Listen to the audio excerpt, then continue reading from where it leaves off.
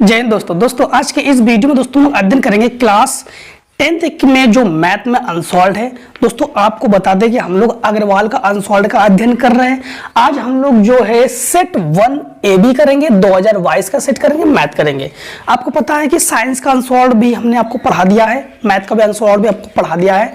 जो 2022 का सेट है वो पढ़ाने वाले हैं। बाकी सब सेट आपके प्लेलिस्ट में जाकर आपको मिल जाएगा, चाहे साइंस में हो चाहे आपको मैथ में हो। आपको बता दें कि हम लोग जो है इस प्रकार से अग्रवाल के अनसॉल्व्ड का अध्ययन कर रहे हैं। अगर आप लोग किसी और भी अनसॉल्व्ड से अध्ययन कर रहे हो, राजीव से अध्ययन कर रहे हो या HM से अध्ययन कर रहे हो, तो एक्स से अध्ययन कर रहे हो, किस से अध्ययन कर रहे हो, केवल आपको सेट से कोई मतलब नहीं है। सेट 1 2 3 4 कोई मतलब नहीं है, आपको सेट AB से मतलब है। सेट AB को सॉल्व करिए, बस आपको टॉपिक पूरा का पूरा क्वेश्चन मिलेगा। 1 2 3 4 5 6 7 8 क्वेश्चन मिलेगा, बट सेट हो सकता है आपका 2 हो या 3 हो या 4 हो, कुछ भी हो, कोई फर्क नहीं पड़ने वाला उसमें। तो शुरू करते हैं हम लोग। तो हम लोग सबसे पहले आपको बता दें एक चीज कि हम लोग आज मैथ में अध्ययन करेंगे, साइंस में भी अध्ययन कर रहे हैं हम लोग 2022 में।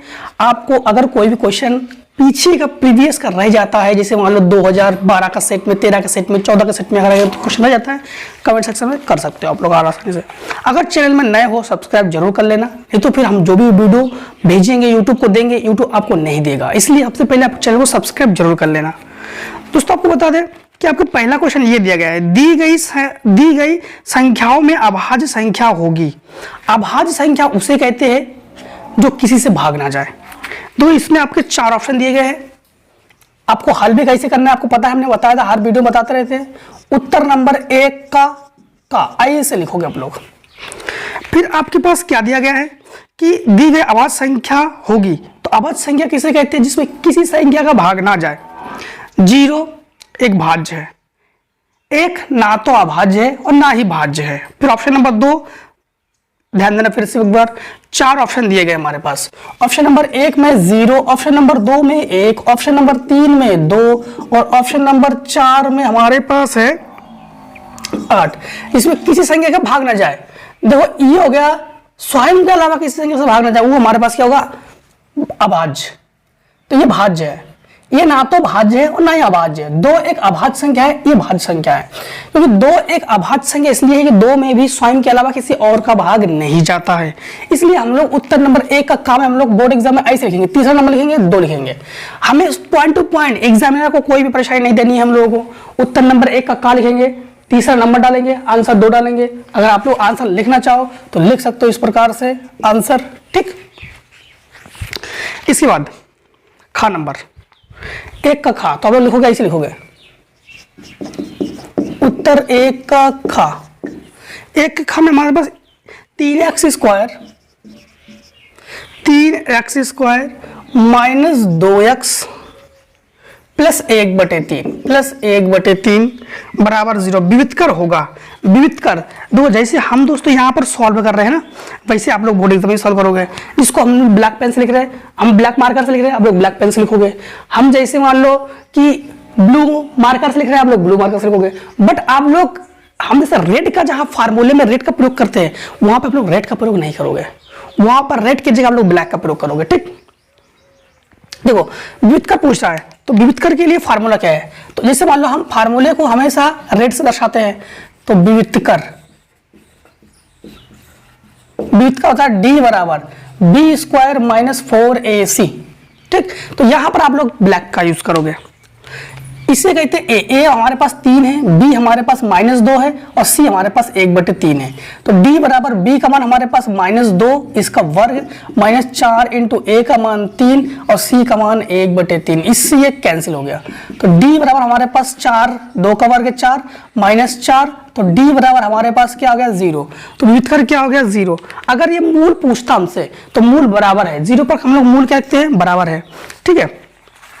तो हमारे पास 4 ऑप्शन दिए गए हैं, तो हमारे पास ऑप्शन चौथा सही है, चौथे में 0 है। तो ऐसे ऑप्शन 4 लिखोगे, ऐसे बंद कर दोगे इसको। अब उत्तर 1 का गा, साइन A बराबर 3/5, तो cos A का मान ज्ञात करो।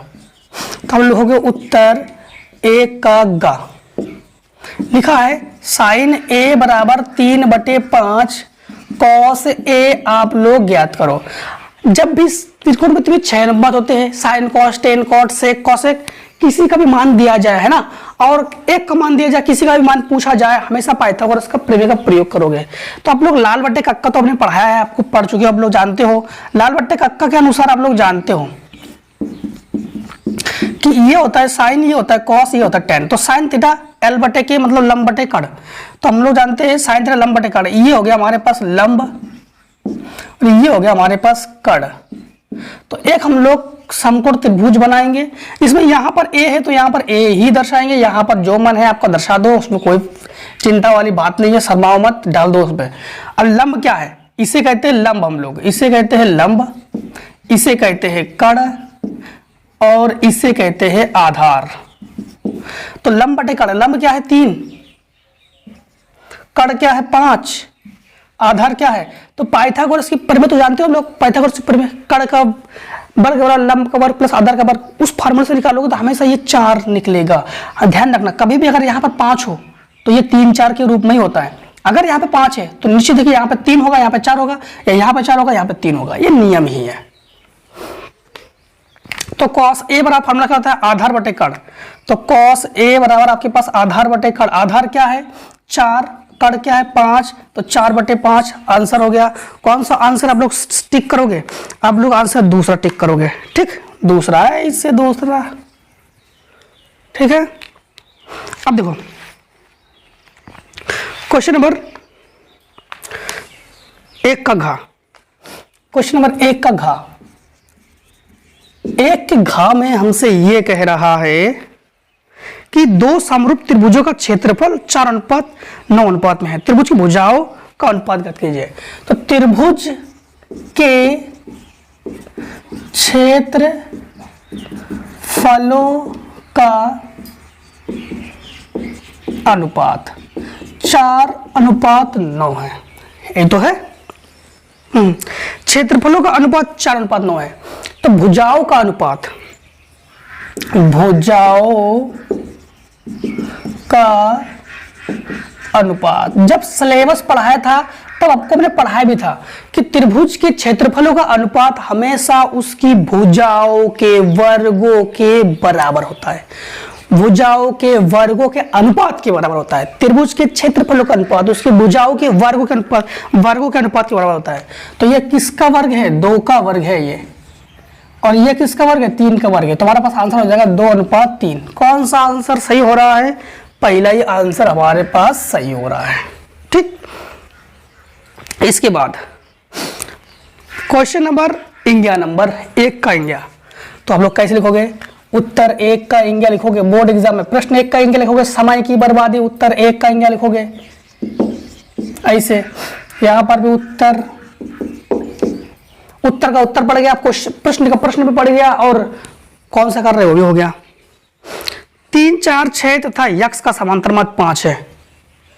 3 4 6 है, हाँ 3 4 6 यक्स का समांतर माद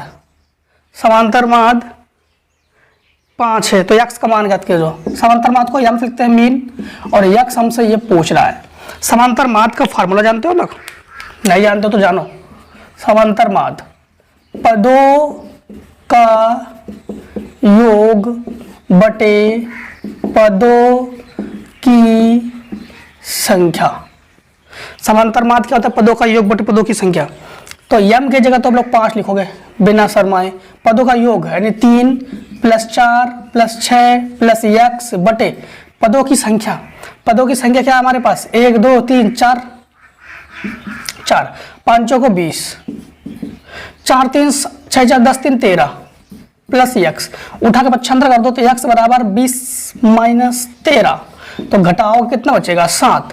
तो यक्स बराबर आपके पास आंसर 7। कौन सा ऑप्शन सही जा रहा है, तीसरा ऑप्शन सही जा रहा है। ऐसे तीसरा डालोगे, ऐसे इसको ब्रैकेट में बंद कर दोगे, ठीक है। अब देखिए क्वेश्चन नंबर आगे, शॉर्ट करते रहना, स्क्रीनशॉट लेते रहना, वीडियो को स्टॉप करते रहना। स्क्रीनशॉट नहीं लेना आता है आपको या नहीं हो पा रहा है तो फटाक से वीडियो को वहीं पर, जैसे हमें साइड का हो जाए या थोड़ा सा इधर हो जा रहे हैं या कहीं ना कहीं तो हुए थे इधर, तुरंत वीडियो को स्टॉप कर लो और इसको नोट कर लो। वीडियो को स्टॉप कर लो तो आंसर नोट कर लो। ठीक, अब देखिए क्वेश्चन नंबर आगे। क्वेश्चन नंबर 1 का इंग्या, तो उत्तर 1 का इंग्या नहीं, 1 का चा है शायद।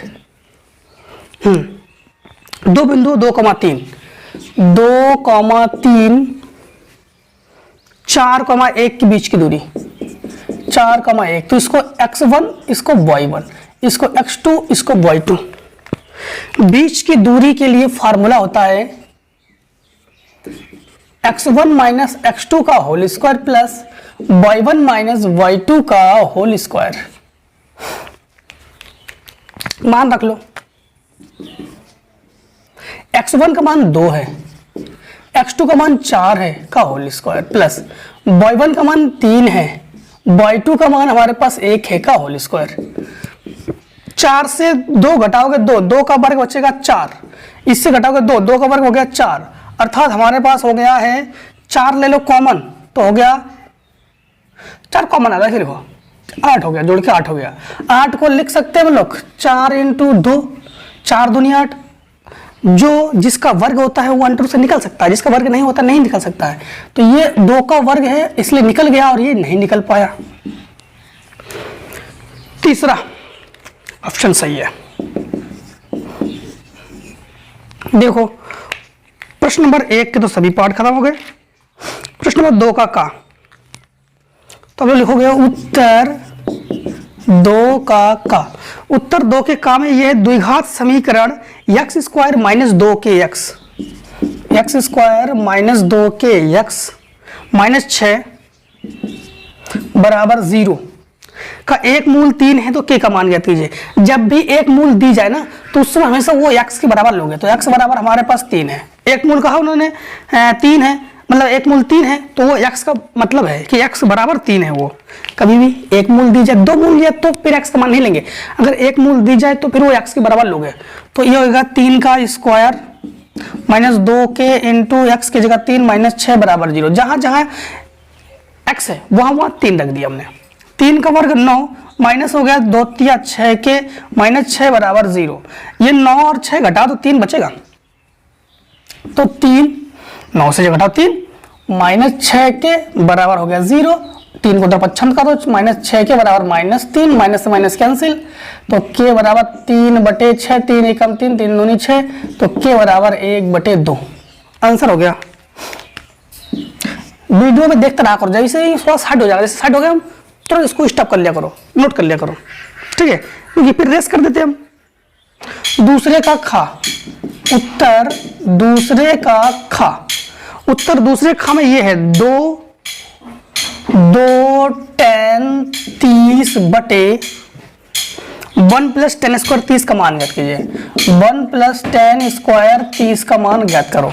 देखो मान ज्ञात करेंगे उससे पहले आपको मान आना चाहिए। एक तो ये फार्मूला ही है, तो फार्मूला से क्या फर्क पड़ता है, जरा मान बता देते हैं आप लोगों को। tan 30 बराबर होता है 1/√3। tan 30 का मान क्या होता है 1/√3। तो ये हो जाएगा आपके पास 2 × 1/√3, ये हो गया 1 + 1/√3 का वर्ग, ये हो गया 2/√3, ये हो जाएगा 1 प्लस 1 का वर्ग 1 √3 का वर्ग 3, ठीक। अब हो जाएगा 2/3 अंडर रूट में, ये हो जाएगा 3 एकम 3 और 1 4, तो 4/3। इसको पहली चौथी के हिसाब से आप लोग 2/√3 लिखोगे, लेकिन इसको ऊपर ले जाएगा उल्टा हो जाएगा 3/4, 2 एकम 2, 2 दूनी 4। तो ये आपके पास क्या बचा 3/2 √3। एक चीज ध्यान रखना कि √3 गुणा √3 ये होता है 3, क्योंकि 3 एकम 3, 3 एकम 3, क्योंकि हमें पता है कि √3 का वर्ग बन जाएगा, वर्ग से रूट कैंसिल होता है, 3 ही तो बचेगा। तो हम लोग ऊपर जो 3 है ना इसको, यानी इस 3 को लिख सकते हैं √3 गुणा √3 बटे 2 √3, इससे ये कैंसिल हो गया। तो क्या बचा √3/2, ये हमारे पास आंसर हो गया, ठीक, ये हमारे पास आंसर हो गया। अब देखिए दूसरे का गा, उत्तर दूसरे का गा। उत्तर दूसरे के गांव में ये है। यदि दो समरूप त्रिभुजों के क्षेत्रफल क्रमशः 169 और 225 वर्ग सेंटीमीटर है क्षेत्रफल, तो क्षेत्रफल हमारे पास 169 और 225 वर्ग सेंटीमीटर में है, तो इनकी संगत भुजाओं का अनुपात ज्ञात कीजिए। तो देखो भुजाओं का अनुपात हमसे ये पूछ रहा है, भुजाओं का अनुपात। कभी भी अगर त्रिभुज के क्षेत्रफलों का अनुपात दिया जाए और भुजाओं का अनुपात पूछा जाए तो हमेशा भुजा क्षेत्रफलों के, एक त्रिभुज के क्षेत्रफलों का अनुपात उसकी भुजाओं के वर्गों के अनुपात के बराबर होता है। तो ये किसका वर्ग है? 13 का वर्ग है, और ये किसका वर्ग है? 15 का वर्ग है। तो हमारे पास 13:15 हो जाएगा। क्या हो जाएगा? 13:15। ठीक, फटाफट शॉर्ट कर लो, शूट कर लो, स्टॉप कर लो, आगे देख लो, आगे करते हैं। जिनके में स्क्रीनशॉट लेने की सुविधा नहीं है वो वीडियो को स्टॉप कर दिया करो, वीडियो देखते देख लिया करो। हम कहाँ पे दाएं बाएं हो रहे हैं, तुरंत वीडियो को वहाँ पे स्टॉप कर लिया करो, नोट कर लिया करो, उतना इतना हिस्सा। ठीक, आगे देखो, आगे जो है क्वेश्चन नंबर हम लोग करेंगे दूसरे का घा। तो हम लिखेंगे उत्तर दूसरे का घा। उत्तर दूसरे घा में हमसे क्या करे? देखो 12 व्यक्तियों का भार का समांतर माध्य, तो हमारे पास कितना दिया गया है? 45.6 ग्राम। उनके भारों का योगफल ज्ञात कीजिए। 12 व्यक्ति, तो कुल व्यक्ति कितने हैं? 12। तो हम लिखेंगे कुल व्यक्ति हमारे पास कितने हैं? 12। फिर उन्होंने कहा समांतर माध्य हमारे पास क्या है? 45.6। उनके भारों का योगफल ज्ञात कीजिए। तो हमसे कह रहा है भारों का योगफल ज्ञात करके हमें दीजिए। चलो उनकी आज्ञा का पालन करते हैं। फार्मूला अभी बताया था हमने, समांतर माध्य पदों का योगफल बटे पदों की संख्या।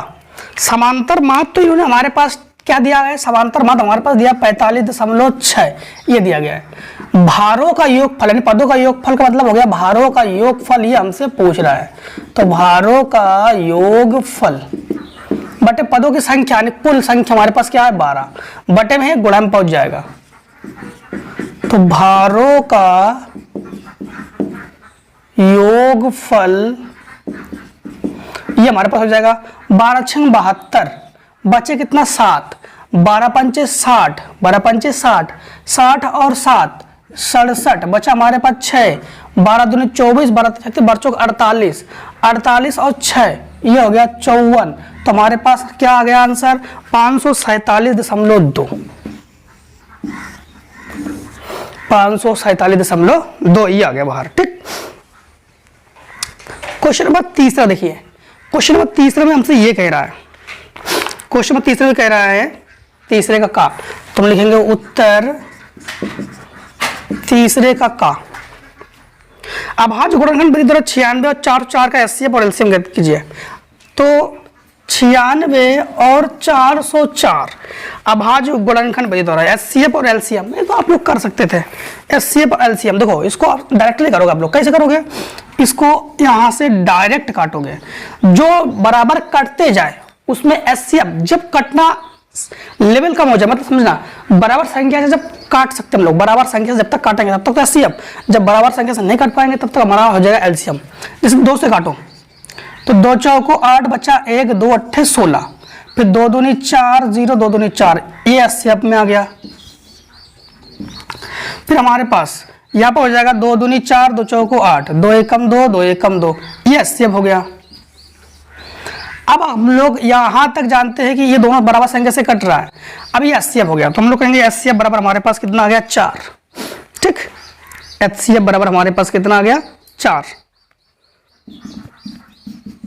4 क्यों है? 2 दूनी 4। अब ये बराबर संख्या से नहीं कटेगा। देखो इसको कैसे काटेंगे? 2 से काटो, 2 दूनी 4, 2 से तो काटना है नहीं इसको, फिर 2 से काटो तो आ जाएगा 2 छिंग 12 101, फिर 2 से काटो 2 तिया 6 101, 3 से काटो 3 एकम 3, 3 3 का 9 नहीं कटेगा 101, 101 फिर किससे कटेगा? कोई टेबल है 7 से भी नहीं कटे, चलो 101 को 101 ही रखो। अब लिखो एचसीएफ में हम लोग क्या करते हैं, एलसीएफ में तो हम लोग कॉमन संख्या ले लेते हैं, एलसीएम जब करेंगे एलसीएम मतलब 2 दूनी 4 दूनी 8 दूनी 16, सुनना 2 दूनी 4 दूनी 8 दूनी 16 दूनी 32, तो यहां तक 32 आ गया, इंटू हमारे पास 3 इंटू 101, तो ये आ गया हमारे पास 3 दूनी 6, 3 दूनी 6, 3 3 9 इंटू ये आ गया हमारे पास 101। अब 96 जब एलसीएम को गुणा करेंगे तो 96 एकम 96, ठीक 96 एकम 96 हो गया, फिर 96 एकम 96, तो 96 हमारे पास क्या आ गया ये एलसीएम। अब देखो तीसरे का खा नंबर, तीसरे का खा तो लिखेंगे हम लोग उत्तर तीसरे का खा। तीसरे खा में हमसे ये कह रहा है के किस मान के लिए, के का मान पूछ रहा है, के किस मान के लिए। देखिए समीकरण के एक्स प्लस 3y माइनस के माइनस 3 बराबर 0 एवं 12x प्लस के वाई माइनस के बराबर 0 के योग अपरिमित रूप से अनेक हल होंगे। जब भी अनेक हल के लिए हमने आपको एक्सरसाइज में पढ़ा दिया गया है, a1 बटे a2 बराबर b1 बटे b2 बराबर c1 बटे c2, जब अपरिमित रूप से अनेक हल हो तीनों बराबर होते हैं ना, तो के किस मान के लिए, तो के का मान हमसे ये पूछ रहा है, तो के बराबर क्वेश्चन मार्क, तो ये हो गया के एक्स प्लस 3y माइनस के माइनस 3 बराबर 0। दूसरा हमारे पास है 12x प्लस के वाई माइनस के बराबर 0। देखो ये हो गया हमारे पास a1, ये b1 और पूरा का पूरा c1, ये a2, ये b2, पूरा का पूरा c2 है। अपरिमित रूप से अनेक हल, जब अपरिमित रूप से अनेक हल हो तब फार्मूला क्या होता है हमारे पास, a1 बटे a2 बराबर b1 बटे b2 बराबर c1 बटे c2, ये फार्मूला होता है। इस फार्मूले में मान रख देंगे तो k बटे 12 हो जाएगा, k बटे 12 बराबर 3 बटे k हो जाएगा, 3 बटे k बराबर माइनस के माइनस 3 बटे माइनस के। किसी को भी इसको इसके बराबर लेके हल कर सकते हैं हम लोग, इसको इसके बराबर लेके हल कर सकते हैं, तो इन दोनों को बराबर लेके हल कर रहे हैं। हम लोगों को एग्जाम में ये नहीं दिखाना कि हम बहुत टैलेंटेड है, हमें वही क्वेश्चन सॉल्व करना जो हमें इजी लगे। कुछ बच्चे क्या करते हैं, लास्ट में जो क्वेश्चन बड़े बड़े होते हैं ना, जो ज्यादा हार्ड होता है उसको करने की कोशिश करते हैं, वो अपने आप को दिखाते हैं कि हम बहुत टैलेंट है। अरे एग्जामिनर तो वही नंबर देगा ना। जैसे मान लो क्वेश्चन नंबर 7 है, क्वेश्चन 7 का भी है अथवा भी है, अथवा वाला कठिन है, आपने अथवा वाला कर दिया कि हम टैलेंटेड है। अरे मिलना तो 6 ही नंबर है ना, चाहे आप अथवा करो तो वही करो, तो सिंपल वाला क्या करो, इसका गुणा करोगे तो के स्क्वायर 12 36, इसको हटाओ रूट चढ़ाओ तो के बराबर प्लस माइनस का क्या हो जाएगा 6, आंसर हो गया। रूट से वही संख्या को निकाल सकते हैं जो किसी का वर्ग है, रूट से वही संख्या निकाल सकते हैं जो किसी का वर्ग है, ठीक है। अब देखिए क्वेश्चन नंबर आगे, क्वेश्चन नंबर आगे देखो, तुरंत मौका ढूंढा करो कि हम कब साइड होंगे, तुरंत आप लोग वहां पर स्टॉप करोगे। दो क्वेश्चन नंबर तीसरे का गा देखो, तब लोग लिखोगे उत्तर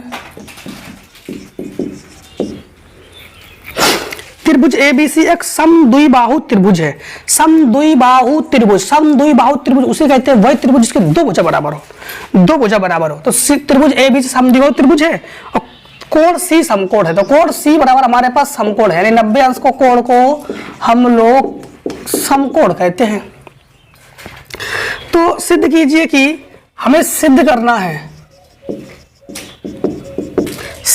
है कि AB स्क्वायर बराबर 2ac²। देखो समकोण त्रिभुज बनाओ। अब हम लोगों ने इस प्रकार से त्रिभुज बनाया कि ये भुजा इस भुजा के बराबर है, ये दोनों भुजा आपस में बराबर है। यहां पर नाम सी देना होगा क्योंकि ये कोण 90 अंश का, यहां का नाम सी देंगे। अब ए बी का ही पद दे दो, ये हमने ए बी दे दिया, ये हमने बी दे दिया। हमारे पास समद्विबाहु त्रिभुज है। कौन सा त्रिभुज है? समद्विबाहु त्रिभुज। समद्विबाहु त्रिभुज किसे कहते हैं? जिसकी दो भुजा बराबर हो।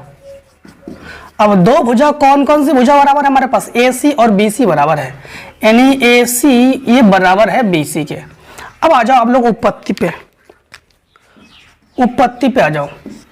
उत्पत्ति का मतलब हो गया हल करना, गणना करना। उत्पत्ति पे आ जाओ तो आप लोग देख रहे हो पाइथागोरस की समकोण त्रिभुज है, तो पाइथागोरस की ऊपर भी लगा दोगे आप लोग। क्या लगा दोगे? पाइथागोरस की प्रमेय से। कर्ण का वर्ग यानी AB का वर्ग, लंब का वर्ग यानी AC का वर्ग, आधार का वर्ग यानी BC का वर्ग। तो AB का वर्ग बराबर AC का वर्ग बराबर प्लस BC की जगह हम लोग लिख सकते हैं AC, तो AC का वर्ग। तो AB का वर्ग बराबर, ये दो मिलकर हो गया 2AC का वर्ग, और यही हमें प्रूफ करना था, प्रूफ कर दिया। ठीक है, आगे तो तीसरे का हम लोग करेंगे घा नंबर। तीसरे का घा तो लिखेंगे उत्तर तीसरे का घा। तीसरे के घा में हमसे ये कह रहा है एक बेलन के आधार की त्रिज्या 4 सेंटीमीटर है। त्रिज्या को हम लोग किससे लिखते हैं? R से लिखते हैं। तो R बराबर हमारे पास कितना दिया गया है? 4 सेंटीमीटर। ठीक बात। फिर ऊंचाई 14 सेंटीमीटर है। ऊंचाई को लिखते हैं हम लोग काहे से? H से। H बराबर हमारे पास क्या है? 14 सेंटीमीटर।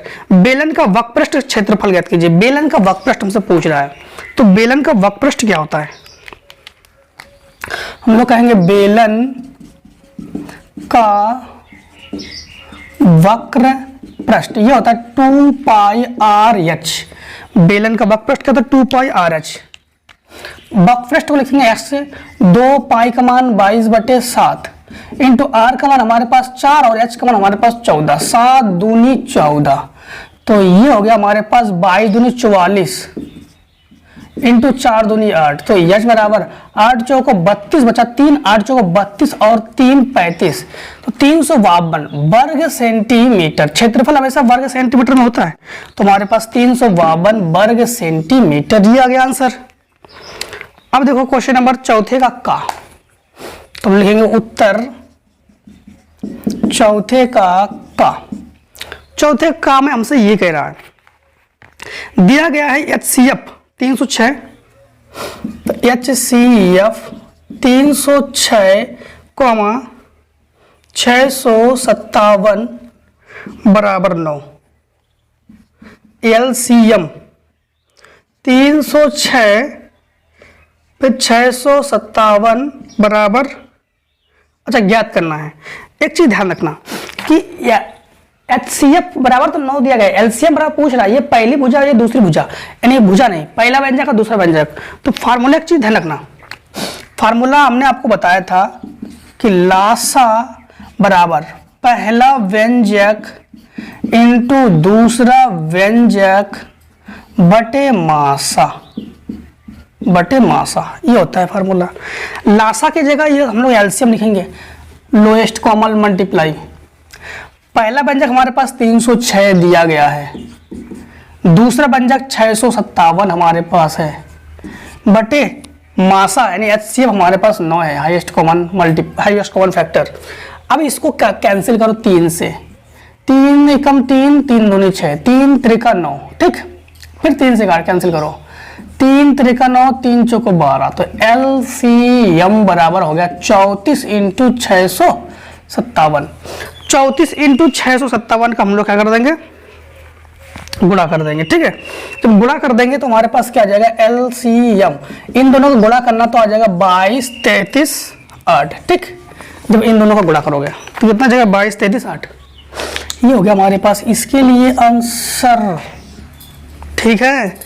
अब देखो क्वेश्चन नंबर चौथे का खा, चौथे का खा, तो हम लोग लिखेंगे उत्तर चौथे का खा। उत्तर चौथे का खा हमारे पास साइन 3a बराबर cos a minus 26, sign 3a बराबर कॉस a माइनस 26, जहां 3a एक न्यून कोण है और a का मान ज्ञात कीजिए। 3a न्यून कोण है तो a का मान ज्ञात कीजिए। 90 से कम आना चाहिए आंसर। देखो आप लोग फार्मूला जानते हो, एक फार्मूला ये होता है कि कॉस 90 माइनस ए ये होता है साइन ए, ठीक। कॉस 90 माइनस ए क्या होता है? साइन ए। तो आप लोग यहां पर कर सकते हो कॉस 90 माइनस 3a, तो 90 माइनस ए साइन ए, तो 90 माइनस 3 है साइन 3a बराबर कॉस ए माइनस 26। कॉस से कॉस कैंसिल, तो 90 माइनस 3a बराबर a माइनस 26। ए को इधर पक्षांतर करो, 9 को उधर पक्षांतर करो, 90 को, तो माइनस 3a और माइनस a बराबर माइनस 26 और 90 उधर पक्षांतर माइनस 90, तो ये जुड़कर हो गया माइनस 4a और ये हो गया माइनस 106 112 116। फिर से गलत है, 6 9 2 11, माइनस से माइनस कैंसिल, 4 से कैंसिल करो, 4 दूनी 8 बचा 3, 4 दूनी 8 बचा 3 36, 4 9 36, तो हम लोग कहेंगे a बराबर 29 अंश, a बराबर 29 अंश, ठीक है। कितना क्या हमारे पास? a बराबर 29 अंश। अब देखो क्वेश्चन नंबर हमारे पास चौथे का गा नंबर क्या दिया गया है। चौथे गा नंबर से पहले इसने का शॉर्ट कर लो, फटाफट शॉर्ट कर लो। चौथे गा नंबर में यह है कि 10 मीटर लंबी एक सीढ़ी दीवार पर टिकाने पर भूमि से 8 मीटर की ऊंचाई पर स्थित है, एक खिड़की तक पहुंचती है। दीवार का आधा सीढ़ी की निचली सीढ़ी की दूरी ज्ञात कीजिए। देखो उत्तर चौथे का गा, इन्होंने कहा कि ये एक दीवार है, ठीक, और ये दीवार से दूरी है। यहां से सीढ़ी ने मैं टिकाया और सीढ़ी दीवार के यहां तक टिका दिया, क्योंकि सीढ़ी को हम लोग तिरछाई तो टिकाते हैं ना। सीढ़ी की जो हमारे पास इन्होंने कहा है कि सीढ़ी की जो सीढ़ी की लंबाई है ये 10 मीटर है और इन्होंने ये कहा है कि ऊंचाई जो है 8 मीटर है। दूरी ज्ञात कीजिए। दूरी मान लिया हमने x मीटर, दूरी मान लिया हम लोगों ने x मीटर। तो पता है कि ऐसे कंडीशन में हम लोग पाइथागोरस की प्रमेय लगाते हैं। जब भी ये मान दिया जाए, एक मान ना दिया जाए, तो पाइथागोरस की प्रमेय लगाएंगे। और पाइथागोरस की प्रमेय से कर्ण का वर्ग यानी 10 का वर्ग, लंब का वर्ग यानी 8 का वर्ग प्लस x का वर्ग, ये हो गया आपके पास 100, ये हो गया 64, पक्षांतर भी कर दिया बराबर x स्क्वायर। जब घटेगा तो बचेगा आपके पास 36 अर्थात 6, तो ये हो गया 6 मीटर। मतलब यहाँ ये जो दूरी है ना, दूरी कितना मीटर का है? 6 मीटर का, ठीक। दूरी आ गई आपके पास 6 मीटर। सवाल नंबर देखिए, इसका घा नंबर, चौथे का घा नंबर, तो होगा उत्तर चौथे का घा। चौथे घा में ये है 5.8 सेंटीमीटर लंबाई का एक रेखाखंड खींचिए। तो सर्वप्रथम 5 AB बराबर, सर्वप्रथम AB बराबर 5.8 सेंटीमीटर का एक रेखा खींचा। प्रश्न नंबर 1 लिख लो। सर्वप्रथम AB बराबर 5.8 सेंटीमीटर का एक रेखा खींचा। इसके बाद खींचिए और इसे 4:3 के अनुपात में विभाजित कीजिए। दोनों भागों को माप लिखिए।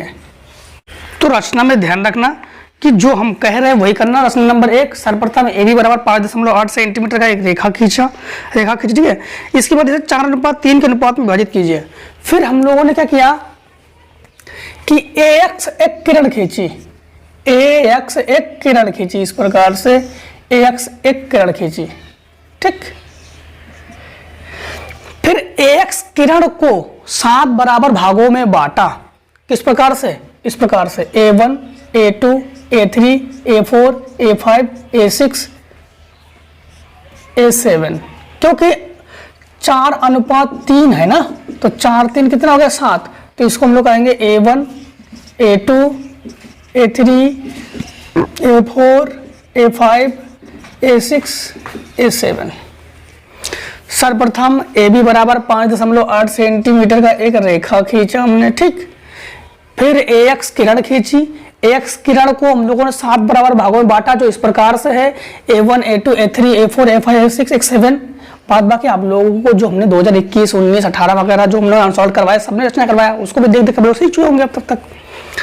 रचना नंबर 1 तो लिख लोगे, रचना नंबर 1, नंबर 2, नंबर 3 पे। नंबर 3 पे इसको ऐसे भी दिखाओगे आप लोग, A1 बराबर A1, A2 बराबर A2, A3 बराबर, ऐसे लास्ट में A6, A7 ये बराबर है, ऐसे दिखाओगे, ठीक है। फिर रचना नंबर 4, रचना नंबर 4 में क्या लिखोगे कि ध्यान रखना कि रचना नंबर 4 में हम लोग क्या करते हैं कि 4:3 है, 4:3। तो A4 को, यही तो है 1, 2, 3, 4, 1, 2, 3, तो 4A4 को यहां पे कोई नाम दे दो B डैश। A4 को B डैश से मिलाया और A7 को B से मिलाया। A4 को हम लोगों ने किस से मिलाया? A4 को हम लोगों ने मिलाया B डैश से और A7 को मिला दिया B से, और यही हमारे पास क्या हो गया? रचना हो गया। तो यही रचना आप लोग लिख लेना। दो खत्म हो गया आपका ये। क्वेश्चन नंबर 5 का का देखिए, क्वेश्चन नंबर 5 का का। ये रचना दोस्तों हमने 2000 पूरा इसका किस प्रकार से इसका व्याख्या वगैरह है 2020 के और 21 के सेट में हमने कर दिया था। इसका व्याख्या भी देख लेना, रचना भी देख लेना, ठीक है। ये रचना लिखने में फिर टाइम भी लगता है। वीडियो को थोड़ा स्लो करके आप लोग सुन लीजिए कि रचना में हम क्या कह रहे हैं। देखो क्वेश्चन नंबर 5 का तो लिखोगे उत्तर 5 का। उत्तर 5 के का में ये है कि ऐसी दो संख्याएं ज्ञात कीजिए जिनका योग 27 है और गुणनफल 182 है। तो इसके लिए हमेशा द्विघात समीकरण को आप लोग याद करोगे। द्विघात समीकरण, द्विघात समीकरण क्या होता है? एक्स स्क्वायर माइनस मूलों का योगफल इंटू एक्स प्लस मूलों का गुणनफल बराबर 0, ये होता है, ठीक है। तो इन्होंने ये कहा है कि दो संख्या ज्ञात कीजिए जिनका योगफल 27 है। योगफल 27 का मतलब हो गया एक्स स्क्वायर माइनस ये हो जाएगा योगफल की जगह 27x प्लस गुणनफल 182 है तो ये हो जाएगा 182 बराबर 0। तो इसका करोगे गुणनखंड आप लोग तो एक्स स्क्वायर माइनस 182 का ले लो एलसीएम। जब 182 का एलसीएम ले लोगे ना तो इसको काटो इसे 2 से, 2 नहीं 18, 2 एकम 2, 13 7 91, 7 एकम 7, 7 दूनी 14 13, 14 13 27 हो गया। तो 14x माइनस 13x प्लस 182 बराबर 0। इन दोनों में और इन दोनों में कॉमन ले लो। तो जब इन दोनों में कॉमन लोगे आप लोग तो इन दोनों में कॉमन हो गया x, इन दोनों में बचा 14 और माइनस 13 कॉमन हो गया तो x माइनस 14 बराबर 0। तो एक कोष्टक में x माइनस 14 और एक कोष्टक में x माइनस 13 बराबर 0। इसका जब करके निकालोगे तो x बराबर आपके पास 13 और 14 आंसर आ जाएगा। देखो इन दोनों का गुणनफल करो तो 182 आ जाएगा, जोड़ो तो 27 आ जाएगा। सवाल नंबर 5 में का खा। तो देखोगे आप लोग उत्तर नंबर 5 का खा। तो आप लोग उत्तर 5 रेखा में ऐसे लिखोगे कि उस रेखा पर जो अक्षों से ए और बी का अंतःखंड काटती है, मूल बिंदु से डाले गए लंब की लंबाई p है, तो सिद्ध कीजिए कि 1/p² बराबर 1/a² प्लस 1/b²। मूल बिंदु, सबसे पहले मूल बिंदु की बात कर रहा है। मूल बिंदु जानते हो क्या होता है? मूल बिंदु होता है 0,0 और लंब की लंबाई का फार्मूला जानते हो? लंब की लंबाई फार्मूला होता है आपके पास p बराबर ax plus by plus c बटे अंडर रूट में a² प्लस b²। ये होता है लंब की लंबाई। अब हमारे पास इन्होंने कहा है अक्षों से a और b अंतःखंड काटती है। अंतःखंड समीकरण जानते हो? अंतःखंड समीकरण ये होता है x बटे a प्लस y बटे b बराबर 1। ये होता है अंतःखंड समीकरण। इस कंडीशन में ध्यान रखना, अब p को तो p लिखो, a के जगह इसका गुणांक लिखते हैं हम लोग तो 1/a है इंटू x अब मूल बिंदु हमारे पास 0 कमा दिया तो ये x और वही है, तो ये 0 प्लस b के जगह इसका गुणांक लिखेंगे 1/b इंटू 0 प्लस ये 1/1 को प्लस में भी ले सकते हो, माइनस में ले सकते हो, दूरी कभी भी ऋणात्मक नहीं होती है इसलिए प्लस में ले रहे हैं। अंडर रूट में इसी का गुणांक तो 1/a², दो a² है ना, प्लस इसी का गुणांक इसका गुणांक तो 1/b², तो ये हो गया p a0 1 ये हो गया 1/a² प्लस 1/b², ये जाएगा यहां पर। अभी अंडर रूट है, इसमें अंडर रूट हटाने के लिए हमेशा दोनों बच्चों में वर्ग करना पड़ता है, तो दोनों बच्चों में कर दिया हम लोगों ने वर्ग, तो ये हो गया p² बराबर 1/a, फिर से 1/a² plus 1/b², 1/a² plus 1/b² p की जगह पहुंच जाएगा, p पहुंच जाएगा इसकी जगह, तो हमारे पास ये हो जाएगा 1/a² प्लस 1/b² और 1/p², अर्थात हम लोग ऐसे कर सकते हो 1/p² बराबर 1/a² प्लस 1/b²। यही जो दोस्तों था हमें प्रूव करना था। अब देखिए क्वेश्चन नंबर आगे, क्वेश्चन नंबर आगे देखो, 5 का खा के बाद 5 का गा,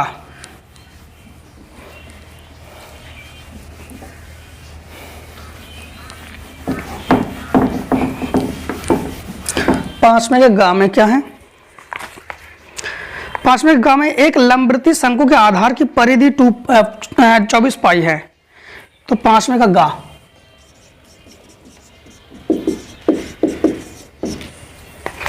पांचवें के गा में ये है, शंकु का आधार की परिधि 24 पाई है सेंटीमीटर, ऊर्ध्वाधर ऊंचाई 5 सेंटीमीटर है और शंकु का आयतन ज्ञात करना है।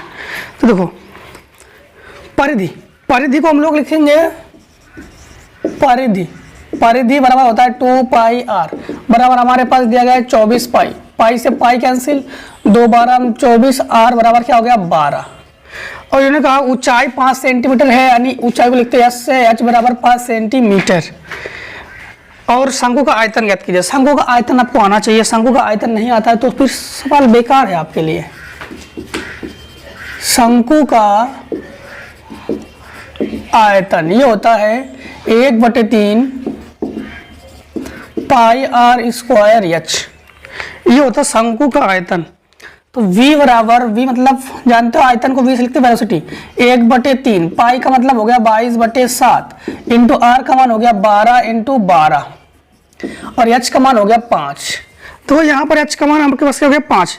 अब हम लोगों ने काटो इसको, 3 चौको 12 और तो कुछ कटना है नहीं, तो ये हो गया आपके पास 5 चौको 20 और 20 12 मैंने 12 दूनी 24, 240, तो v बराबर 240 इंटू 22/7। जब आप लोग गुणा करोगे 0, 22 चौक 88, बचा कितना 8, 22 दूनी 44, 44 और 8 52/7। इसको यही भी आंसर कर सकते हो या काट पीट के भाग भी लगा सकते हो। तो 7 7 49, बचा कितना 50, 51 52, 3 बचा 38 हो गया, 7 पना 35, 3 बचा 30 हो गया, 7 चौक 28, 2 बचा, दशमलव लगाया 0 बढ़ाया 20 हो गया, 7 दूनी 14 घन सेंटीमीटर, ये हो गया 754.2 घन सेंटीमीटर। ठीक है, ये आ गया।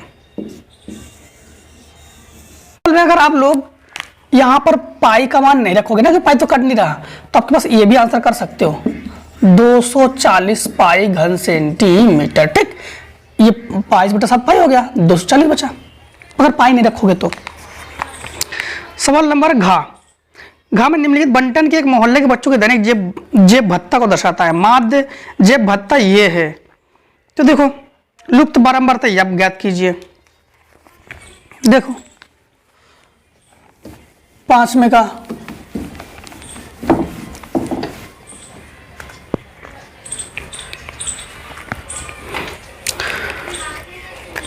आप लोगों को उत्तर 5 का घ।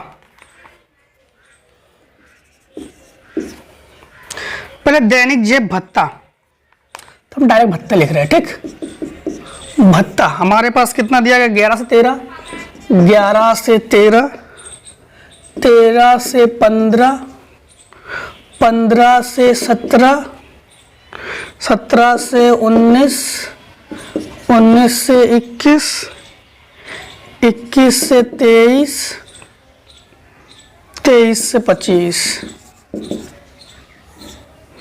इसके बच्चों की संख्या हम लोग डायरेक्ट इसको एक काम करते हैं, ये आप सही लिखते हैं कि बारंबारता है ना ये, तो ये हो गया 7 6 9, 7 6 9, 13F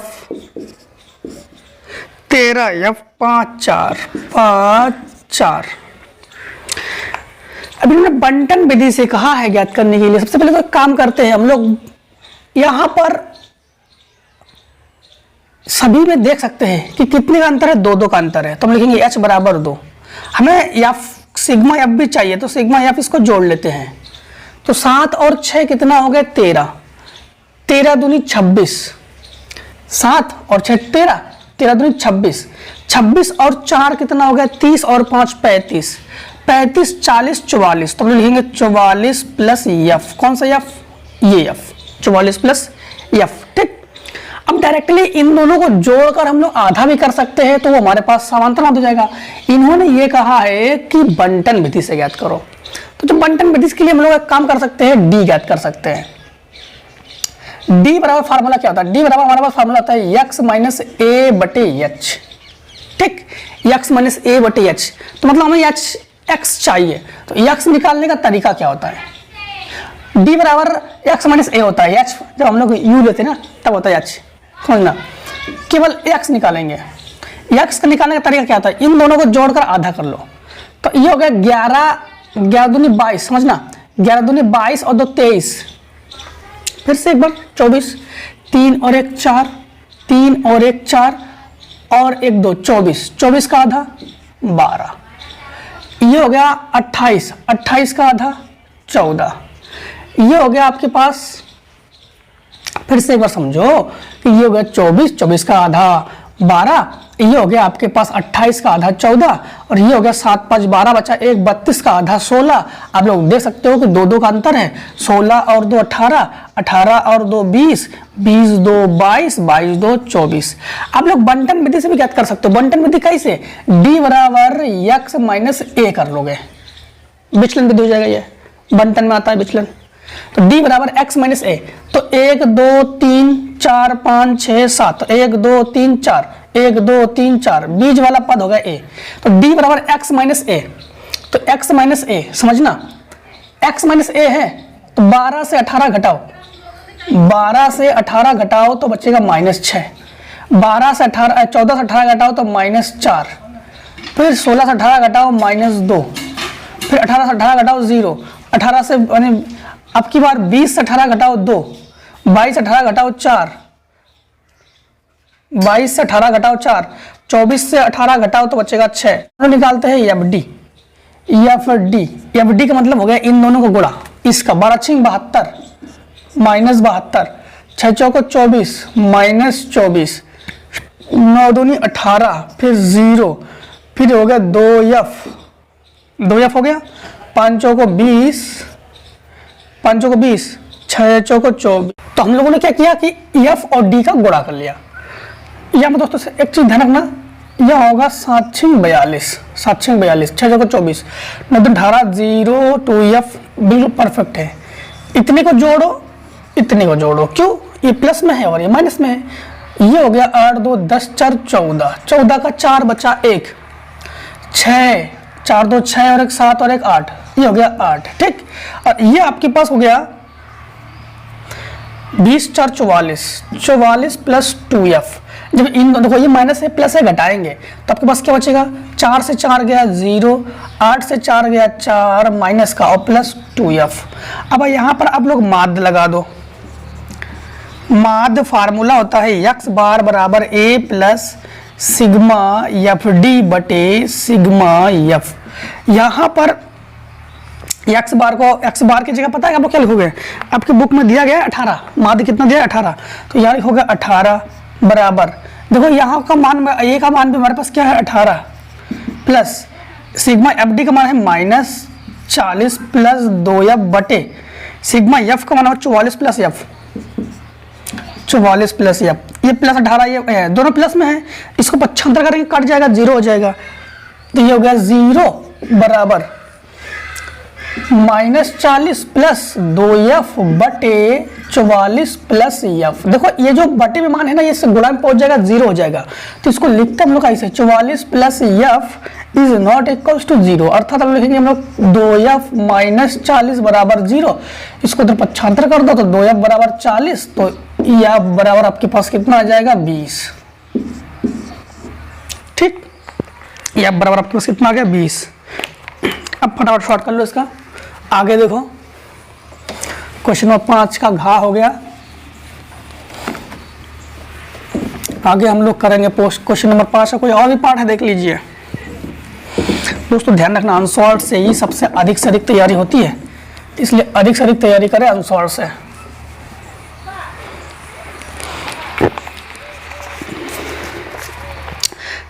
पांचवें के घा के बाद 6वें का तब लिखोगे उत्तर 6 का 6 के का में आपसे कह रहे दो क्रमागत धन सम संख्याओं के वर्गों का योगफल 244 है, संख्याएं ज्ञात कीजिए। देखो दो, जब भी क्रमागत संख्या की बात की जाए तो क्रमागत संख्या होता है x, x+1, x+2, x+3। अगर आप लोगों को कहा जाए कि दो क्रमागत धनात्मक सम संख्या, तो सम संख्या में आप लोग क्या करोगे, सम संख्या में आप लोग लोगे x+2, x+4, x+5, sorry x+2, x+4, x+6। मतलब आप लोगों को लगेगा कि ये सम है लेकिन ये विषम है।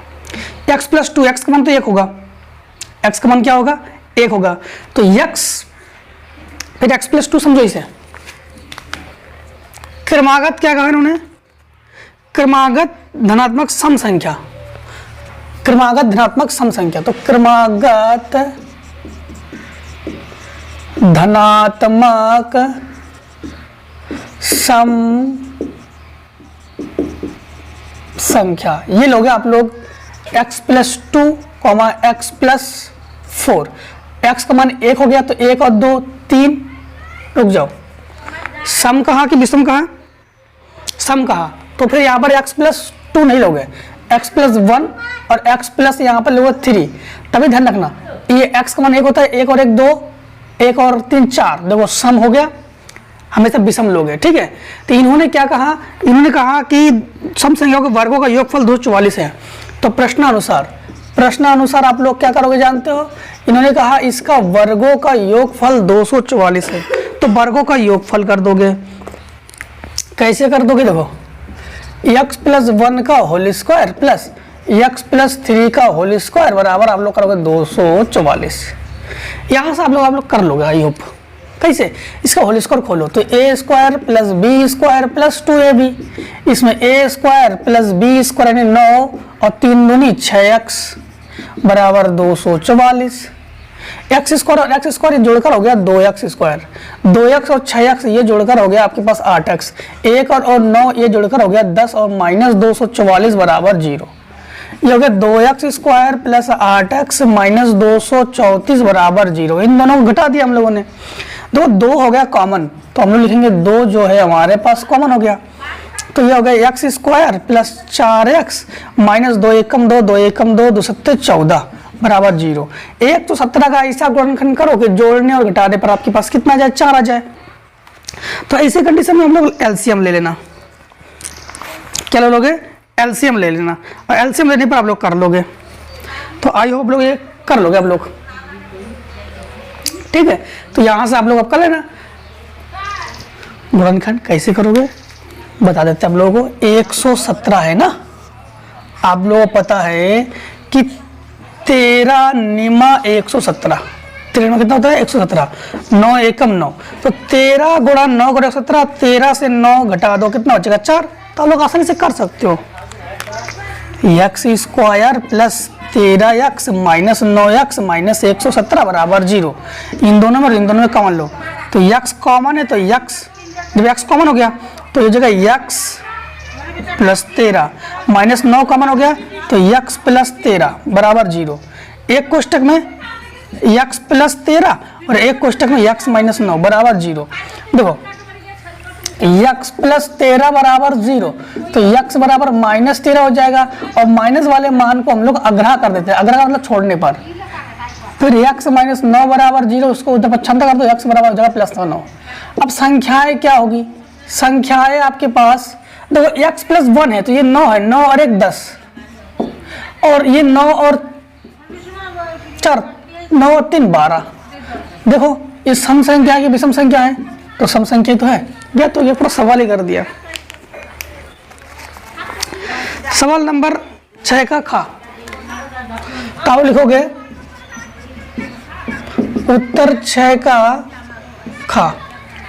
6 का खा में क्या कह रहा है, 6 का खा में आपसे ये कह रहा है दी गई आकृति में त्रिज्यखंड OACB 3.5 सेंटीमीटर त्रिज्या वाले, देखो इस प्रकार से आकृति दी गई है।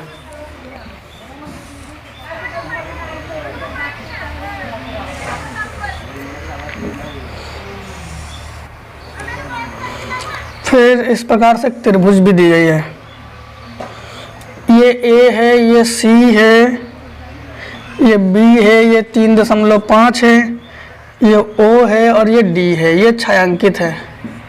देखो ये वृत्त का 4 भाग का एक भाग है, और वृत्त के 4 भाग के एक भाग को त्रिज्यखंड कहते हैं हम लोग, क्या कहते हैं, त्रिज्यखंड कहते हैं। ठीक, त्रिज्या आपके पास R बराबर 3.5 सेंटीमीटर दी गई है। ठीक है, इसके बाद यहाँ पर 2 सेंटीमीटर है, तो जो त्रिभुज की लंबाई है ये 2 सेंटीमीटर है। OD छायांकित भाग का क्षेत्रफल ज्ञात कीजिए। छायांकित भाग का क्षेत्रफल देखो,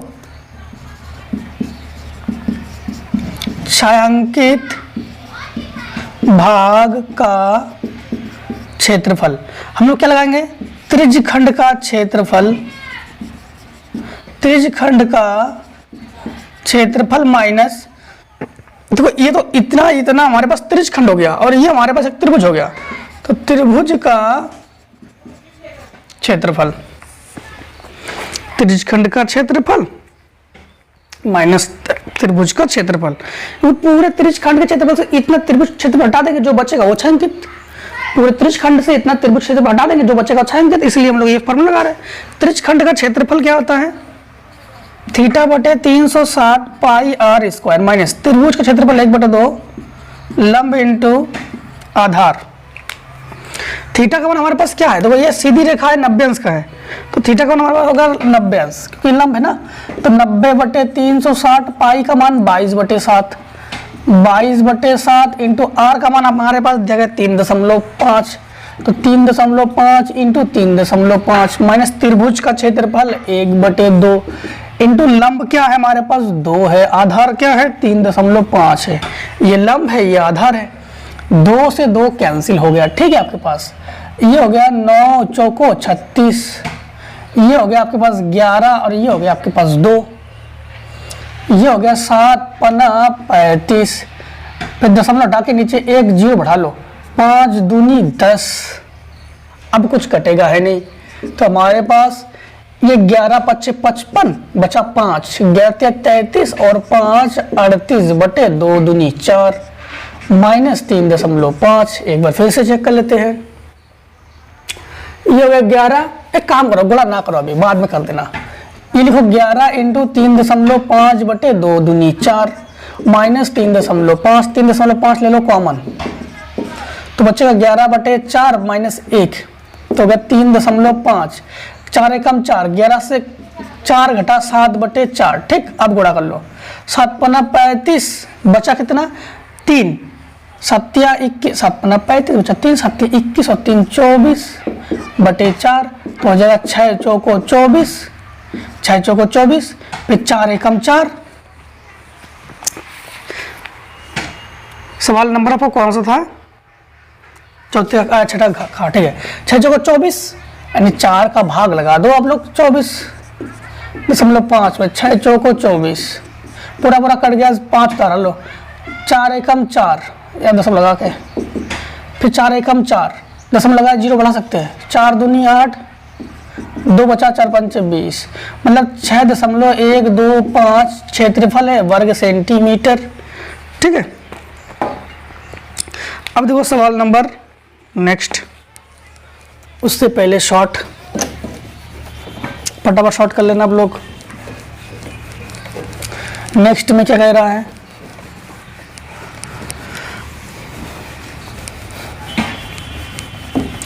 अनसॉल्व से दोस्तों अधिक से अधिक तैयारी होती है। अनसॉल्व से ही आप लोग बोर्ड से पहले अनसॉल्व से ही तैयारी की जाती है। सवाल नंबर 6 का गा रचना करना है। ये तो आप लोग कर लोगे, रचना करना है, कर लोगे, फिर बता देते, रचना तक बता देते हैं। इसके बाद आप लोग रचना करना। रचना में दोस्तों हम लोग कैसे करोगे आपको बता देते। उत्तर 6 का गा, हम रचना लिखेंगे नहीं, हम रचना बताएंगे, आप लोग करोगे। देखो 5 सेंटीमीटर, 6 सेंटीमीटर और 7 सेंटीमीटर भुजाओं वाले त्रिभुज की रचना कीजिए। फिर एक अन्य त्रिभुज की रचना कीजिए जिसकी भुजाएं दिए हुए त्रिभुज संगत भुजाओं की 7/5 गुनी है। ये तो लगातार हर सेट में बताते रहे हम। देखो कैसे करोगे, क्या क्या दिया गया हमारे पास, 5 सेंटीमीटर, 6 सेंटीमीटर और 7 सेंटीमीटर भुजाओं वाली। देखो रचना नंबर 1 समझना, सर्वप्रथम BC बराबर 5 सेंटीमीटर का एक रेखा खींची।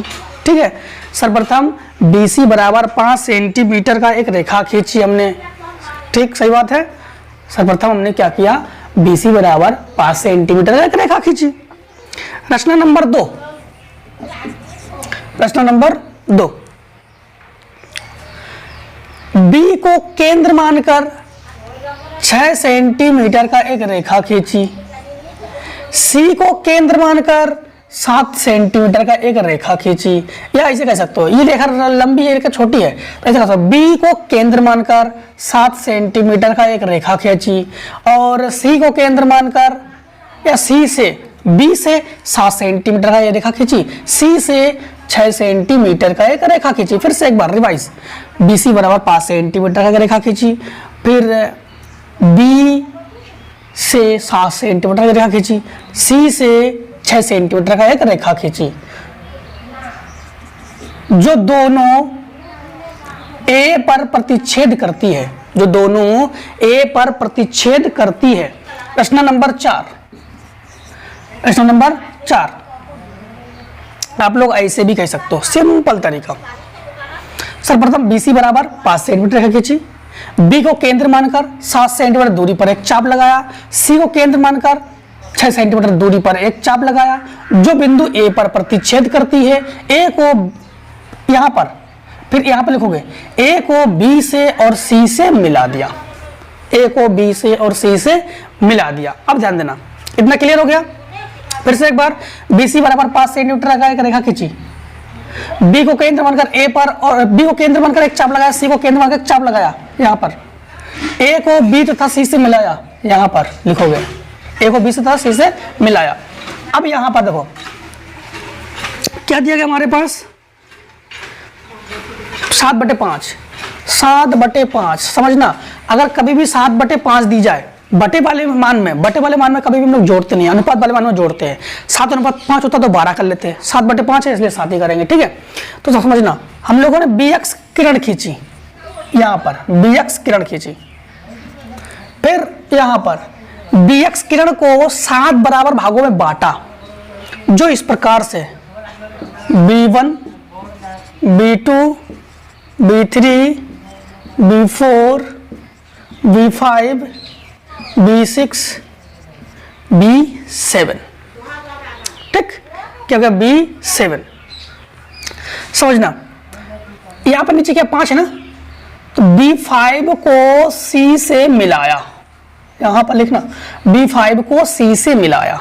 अब ये बचा है, अब क्या करोगे, C को अगला, C को C डैश तक बढ़ाया, A को A डैश तक बढ़ाया, C को C डैश तक बढ़ाया, A को A डैश तक बढ़ाया, B7 को C से मिलाया, A डैश को C डैश से मिलाया। कहाँ पर जाके मिला, ये थोड़ा सा कम, यहाँ सही से मिला देते हैं। ठीक, इसी के बीच जब आप लोग लिखोगे ना bx किरण में लिखोगे तो bx किरण वाला ऐसे लिखना, जैसे मान लो यहाँ पे bx किरण लिखोगे तो आप लोग इस प्रकार से लिखना, जो इस प्रकार से b1 बराबर b1 b2 बराबर b1 b2 b3 ऐसे करते करते आप लोग कहाँ तक जाओगे, बराबर है b6 b7। ठीक, इसको ऐसे भी लिखना है। ये हो गया रचना, आपका रचना तैयार हो गया। फटाफट शॉर्ट कर लो। क्वेश्चन नंबर आगे, क्वेश्चन नंबर आगे देखो।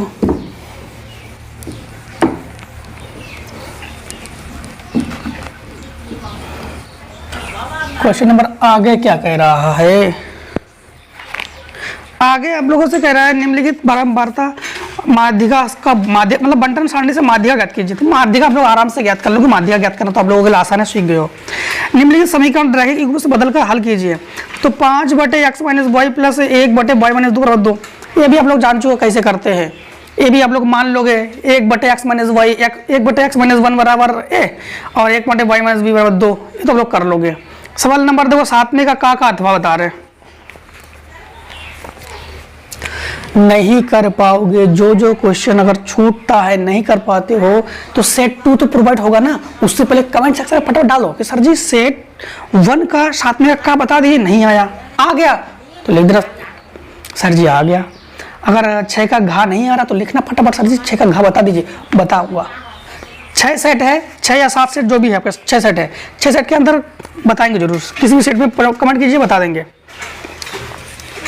उत्तर 7 में का अथवा ऐसे लिखोगे बोर्ड एग्जाम में। कुछ बच्चे क्या करते हैं 7 में का लिख देते हैं, अथवा हल करके आते हैं, ऐसा नहीं करना है। 7 में का अथवा, एक नाव की शांत जल में चाल 4 किलोमीटर प्रति घंटा है।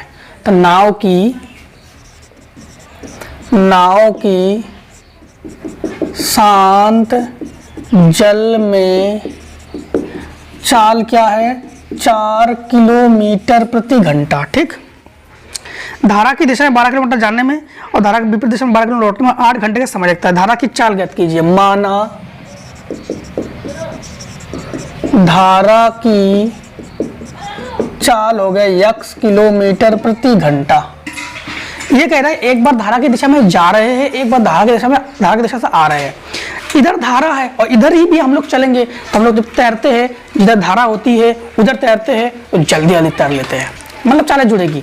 और धारा इधर है, हम लोग धारा हमारी तरफ है, हम इधर तैरने की कोशिश कर रहे हैं तो हम लोग कम तैर पाएंगे, मतलब धारा की विपरीत दिशा में चालें घटती है। तो ध्यान देना, धारा की दिशा में चाल, धारा की दिशा में चाल क्या हो जाएगा, 4 + x किलोमीटर प्रति घंटा। धारा की विपरीत दिशा में चाल लिख लेना, ये हो जाएगा 4 - x किलोमीटर प्रति घंटा। ठीक है, अब ध्यान देना शांत जल से घटाएंगे हम लोग। अब हमारे पास इन्होंने कहा है कि 12 किलोमीटर जाने में 12 किलोमीटर आने में, मतलब दूरी, टोटल दूरी हमारे पास, दूरी की बात ये कह रहा है कि दूरी ले लीजिए 12 किलोमीटर। अब कुल समय हमारे पास ये लग रहा है 8 घंटे। क्या लग रहा है, 8 घंटे का समय लगता है। तो कुल समय लग रहा है तो समय ही बनाएंगे सवाल को। समय बराबर फार्मूला क्या होता है, समय बराबर फार्मूला होता है दूरी बटे चाल। अब समझना, कुल समय लग रहा है तो समय हमारे पास 12 है, कुल समय तो दूरी क्या है 12, चाल क्या है हमारे पास 4 + x प्लस दूरी क्या है 12, चाल क्या है 4 - x बराबर टोटल समय लग रहा है 8। ठीक, 12 ले लो कॉमन तो 1/4 + x प्लस 1/4 - x बराबर 8। काट पीट करो यहाँ पे, ये हो गया 4 × 3 = 12, 4 × 2 = 8 हो गया पोस्टमार्टम। इसका गुणा इसमें हाँ करोगे तो 4 - x, इसका गुणा इसमें करोगे तो 4 + x बटे इसका, देखो वर्गांतर बन गया। वर्गांतर का फॉर्मूला जानते हो, एक कोष्टक में a + b और एक कोष्टक में a - b, जो कि फार्मूला होता है a² - b² का। तो इसी फार्मूले का रूप बनाइए। तो एक बार 4 का स्क्वायर और एक बार x का स्क्वायर हो जाएगा बराबर 2। ठीक है, अब ये प्लस माइनस ये कैंसिल हो गया, 4 4 जुड़कर 8 हो गया, तो ये हो गया आपके पास 3 × 8 बटे 16 माइनस एक्स स्क्वायर, 4 चौको 16 एक्स स्क्वायर बराबर 2, 2 1 कम 2, 2 चौको 8, ये तो कैंसिल हो गया, बटे में है गुणा में पहुंच जाएगा, तो 4 तिया 12, ये हो गया 12 बराबर, ये हो गया 16 माइनस एक्स स्क्वायर, होगा 75 कर दो, तो माइनस एक्स स्क्वायर बराबर 12 माइनस 16, तो माइनस एक्स स्क्वायर बराबर -4, ये कैंसिल हो गया, तो एक्स बराबर क्या आ गया 2, तो 2 किलोमीटर प्रति घंटा, क्या आ गया आपके पास 2 किलोमीटर प्रति घंटा। ठीक, सवाल नंबर आगे देखिए, सवाल नंबर 7 में का खा, हम लोग लिखेंगे उत्तर 7वें का खा। 7वें का खा में हमसे ये कह रहा है, कह क्या रहा है, भूमि पर स्थित यक्ष से ऊर्ध्वाधर, ऊर्ध्वाधर का मतलब जानते हो, अगर नीचे से ऊपर जाएंगे तो ऊर्ध्वाधर, और इस प्रकार से चलेंगे क्षैतिज। ठीक है, अगर हम लोग ऐसे ऐसे उड़ते उड़ते जा रहे हैं तो ऊर्ध्वाधर, और अगर लेटते लेटते जा रहे हैं तो क्षैतिज। ठीक, जमीन जमीन चलेंगे क्षैतिज, वायु वायु चलेंगे ऊर्ध्वाधर। भूमि पर स्थित बिंदु यक्ष से ऊर्ध्वाधर स्थित मीनार PQ के शीर्ष का उन्नयन कोण 60 अंश है, मीनार का उन्नयन कोण 60 अंश है। बिंदु यक्ष से 40 मीटर ऊंचाई पर स्थित, यक्ष से 40 मीटर ऊंचाई पर स्थित बिंदु Y से शीर्ष का उन्नयन कोण 45 अंश है। मीनार PQ की ऊंचाई तथा दूरी PX ज्ञात कीजिए। समझना, जब भी दो कोण की बात की जाए, दो कोण की बात की जाए, मीनार की बात की जाए, आप लोग ऐसे ही बनाओगे, ऐसे ऐसे ऐसे ऐसे, ये तो भवन है, ऐसे ये टोटल मीनार है, ये भवन है। ठीक, यहाँ दो कोण है ना, तो ऐसे मिला दो, ये 45 अंश का हो गया, ये 60 अंश का हो गया। ठीक, पहले क्या दिया गया, 45 60 अंश का, पहले 60 फिर 45, तो ये हो गया आपके पास 45 और ये हो गया आपके पास 60 अंश का। ठीक बात, इन्होंने कहा है कि 40 मीटर की ऊंचाई पर स्थित, समझना, भूमि तल से यक्ष से ऊर्ध्वाधर मीनार की PQ के शीर्ष का Q का उन्नयन कोण 60 अंश है। PQ के शीर्ष का Q का उन्नयन कोण 60 अंश है, तो Q का उन्नयन कोण 60 अंश है। यक्ष से 40 मीटर की ऊंचाई पर, यक्ष से 40 मीटर की ऊंचाई पर, अब 40 मीटर ऊंचाई पर आपके पास क्या है, आपके पास Y से शीर्ष का Q का उन्नयन कोण 45 अंश है। तो समझना, यहां पर आप लोग Q दे दो। ठीक, यहां पर क्या दे दो, Q दे दो, यहां पर P दे दो, यहां पर P दे दो, और PQ हो गया Y के शीर्ष का Q का उन्नयन कोण। ये भी इससे कोई मतलब नहीं है, इन्होंने नाम दे दिया, उसी अनुसार हम ले लेंगे, हम अपने हिसाब से नाम ले रहे हैं। यहाँ पर Q दे दिया हमने, यहाँ पर P दे दिया, PQ, यहाँ पे R दे दिया, यहाँ पर हमने Y दे दिया, यहाँ पर X दे दिया। ठीक, X दे दिया, Y दे दिया। यहाँ से ये तो हमारे पास 40 मीटर है, मतलब ये भी 40 मीटर है, तो हमने मान लिया ये x मीटर है, तो हमने मान लिया ये x मीटर है, तो हमने मान लिया कि ये h मीटर है, ये क्या हो जाएगा हमारे पास h मीटर। ठीक, अब समझना, इन्होंने कहा है कि 40 मीटर की ऊंचाई पर स्थित है। अब हम लोग क्या करेंगे, ट्रायंगल से ज्ञात करेंगे। सबसे पहले इसको ले लो, 60 वाले को ले लो।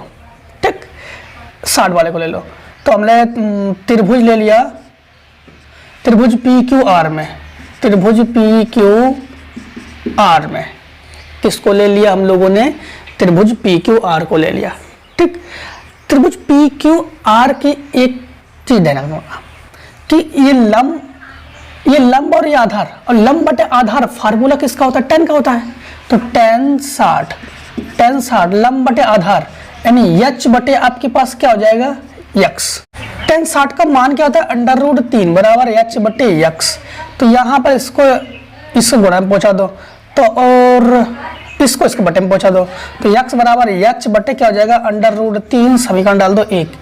अब त्रिभुज ले लो आप लोग, कौन सा पूरा त्रिभुज QYX में, QYX में मतलब लंब बटे आधार, तो लंब क्या है आपके पास tan 45, लंब क्या है, अब ध्यान देना यहां से टोटल दूरी पूछ रहा हमसे, तो हम लोग जानते हैं कि ये हमारे पास x है, ये हमारे पास 40 है। हम लोग क्या करेंगे, इन्होंने क्या कहा था कि ऊर्ध्वाधर मीनार पर स्थित उन्नयन कोण, अब ध्यान देना कि PQ की ऊंचाई आपको ज्ञात करना है, PQ की ऊंचाई आपको ज्ञात करना है। तो एक काम करते हैं, यहां पर आपको देना पड़ेगा P और यहाँ पर Q और यहाँ पर R दे दीजिए, ठीक है, यहाँ पर R दे दीजिए, तब भी PQR कोई फर्क नहीं पड़ा त्रिभुज में। इतना और फॉर्मूला लंब बटा आधार, तो लंब हमारे पास क्या हो गया, लंब हो गया h-40 बटा आधार क्या हो गया x। tan 45 का मान होता है 1 बराबर h-40 बटे x, ठीक, ये बटे में है गुणा में पहुंच जाएगा, तो x बराबर हमारे पास हो जाएगा h-40। x का मान क्या है, x का मान है h बटे √3, तो हो जाएगा h बटे √3, इसको तो पक्षांतर करो तो -h बराबर -40, इसके बटे 1 मान लो, तो ये हो जाएगा h एकम h माइनस √3h बटे √3 बराबर -40, बटे में गुणा में पहुंच जाएगा।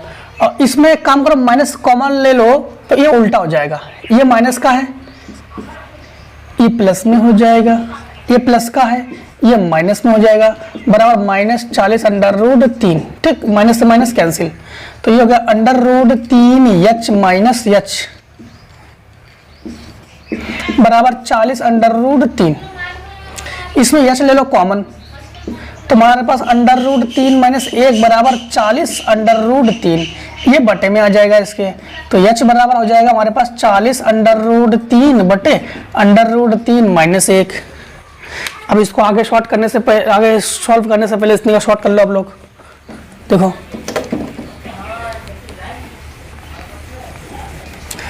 इतने को सॉल्व करेंगे हम लोग,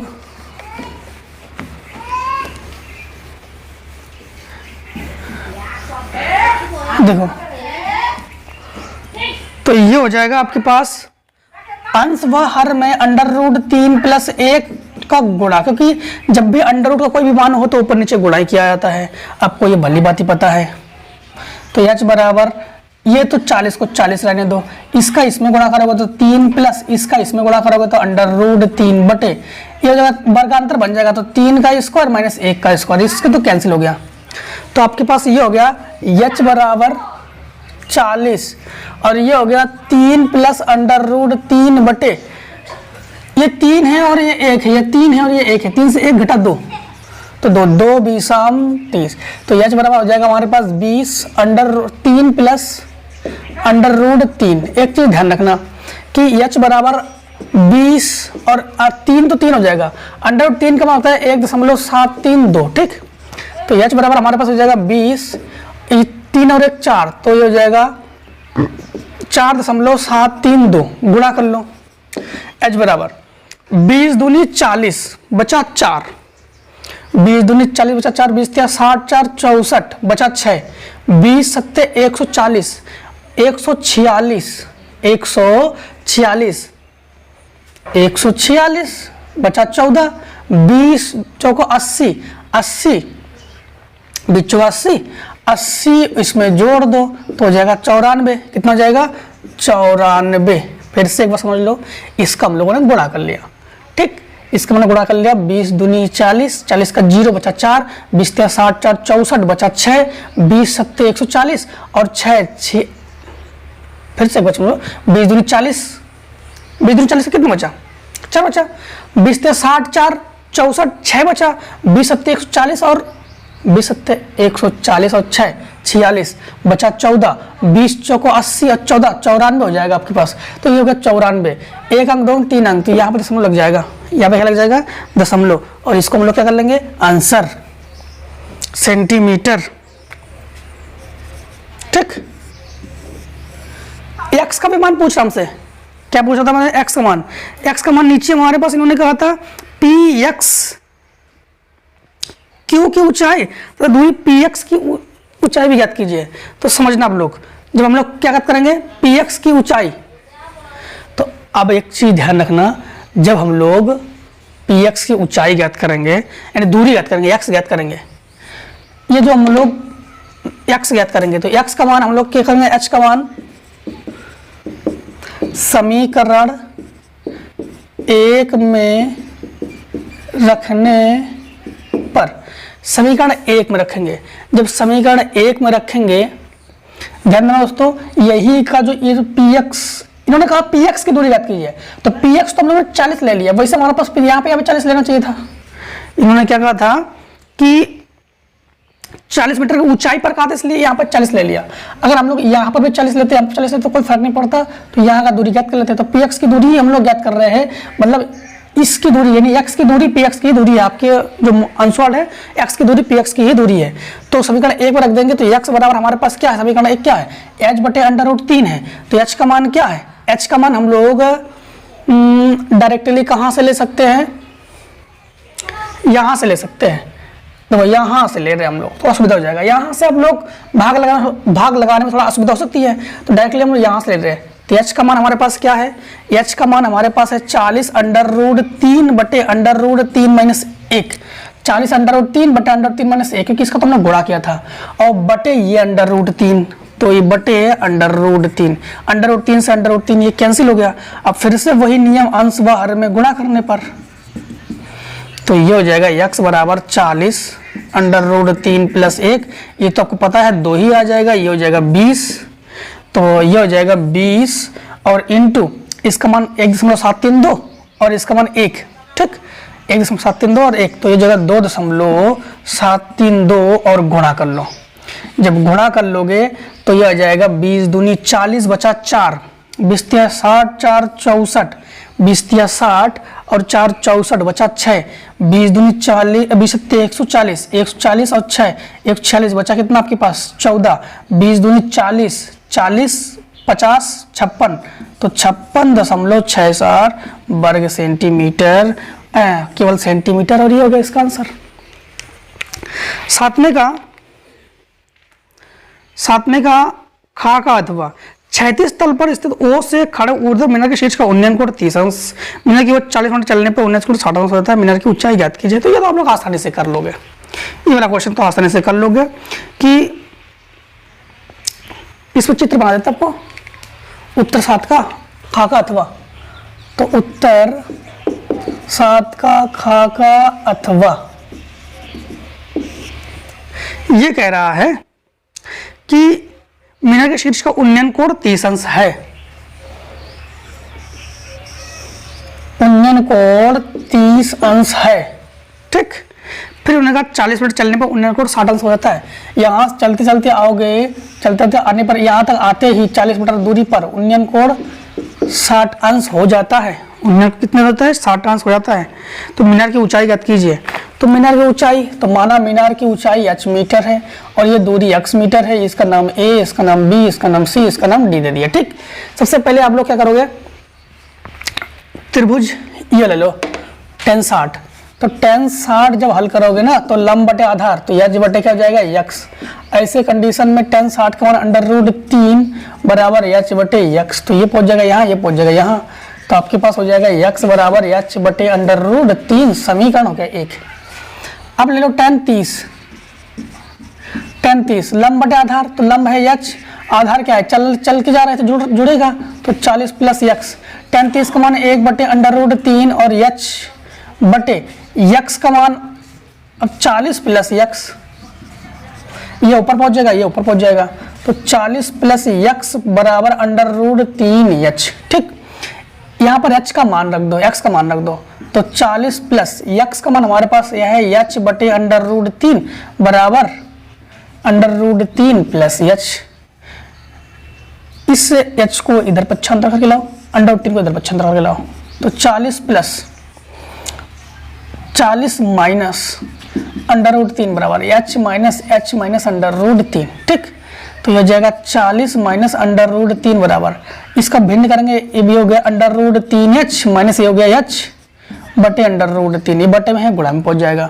इसके साथ गुणा करेंगे तो 40 अंडर रूट 3, इसके साथ गुणा करेंगे तो -3 बराबर h ले लेंगे कॉमन, तो बचेगा अंडर रूट 3 - 1, इसको इसके बटे में पहुंचा देंगे। ठीक है, इसको इसके बटे में पहुंचा देंगे, लेकिन कहाँ तक रेस करें, देखो इसको रेस कर रहे हैं, इसको रेस करिए दे रहे,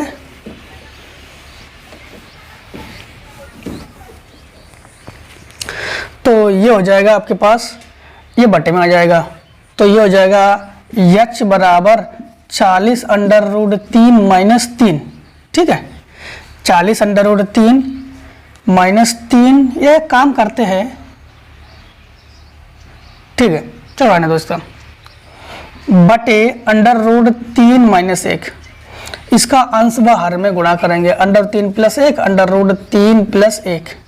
ठीक है, अब हम लोग यहां पर h बराबर इसके साथ इसका गुणा करेंगे, तो ये होगा 3 एकम 3 और 40 या 120, फिर इसका इसमें गुणा करेंगे तो प्लस का 40, फिर इसका इसमें गुणा करेंगे तो माइनस का 3 अंडर रूट 3, फिर इसका इसमें गुणा करेंगे तो माइनस का 3 एकम 3 बटे, ये तो हो गया आपके पास 2, क्योंकि आपको पता है कैसे 2 हो गया, वर्गांतर होकर 2 ही आ जाएगा आपके पास। तो ये हो जाएगा h बराबर आपके पास ये हो जाएगा 160, और ये घट गया आपके पास थोड़ा। तो दोस्तों यहाँ से फिर से एक बार देख लो, यहाँ पर हमारे पास क्या था अंडर 3h, 2 के से क्या लिख गया अंडर 3 + h, सवाल का मिस्टेक ना है, दोबारा फिर से यहाँ से बताते हैं आपको। देखो ये तो हमारे पास हो जाएगा 40 प्लस x का मान हम लोग लिखेंगे h बटे अंडर रूट 3 बराबर हमारे पास अंडर रूट 3h, इसको तो 75 कर दो तो 40 बराबर हो जाएगा under root 3h minus h बटे अंडर रूट 3 बटे 1 मान लो, तो 40 बराबर आपको हो जाएगा, ये हो जाएगा 3h माइनस h बटे अंडर रूट 3। ठीक, और ये पहुंच जाएगा इसके गुणा में, तो हो जाएगा 40 अंडर रूट 3 बराबर 2h, तो ये आ जाएगा इसके बटे में, तो h बराबर हो जाएगा 40 अंडर रूट 3 बटे 2, 2 × 40, तो h बराबर आपके पास हो जाएगा 20 अंडर रूट 2। ठीक, और ये दोस्तों हमारे पास हो गया आंसर। तो दोस्तों हम लोगों ने सेट 1 को कंप्लीटली खत्म कर लिया है। अब कमेंट सेक्शन में कोई भी असुविधा हो जरूर अपने प्रॉब्लम को सॉल्व जरूर कीजिए, शेयर जरूर कीजिए, कोई भी असुविधा हो उसको आप लोग कमेंट सेक्शन में डाल सकते हैं। ठीक है, अब मिलते हैं नेक्स्ट वीडियो में, तब तक दोस्तों जय हिंद जय भारत।